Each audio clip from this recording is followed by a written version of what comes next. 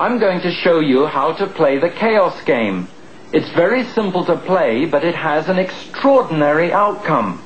I begin with a big sheet of paper with 3 large points marked on it, labeled 1 and 2, 3 and 4, 5 and 6.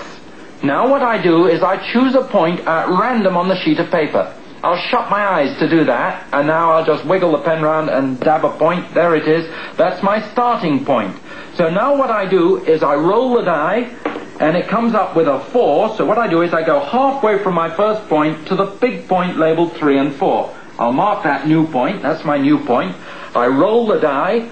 This time it comes up with a 5, so I go halfway from my new point to the big dot marked 5 and 6, and I mark that point on the piece of paper. Now, of course, if you do this, you should use a ruler and do things accurately. You need to play it for about 24 hours or longer, and you need to play very fast. And now I roll the die. And this time it comes up with a 3, so I go halfway from my new point to the big dot marked 3, and that'll be about here. Now, of course, if you keep on doing this for a long time, what would you expect? You'd expect that you'd get an enormous mess of dots. But that's not what happens. Something very extraordinary and different happens. Speed up the game on a computer, and this emerges.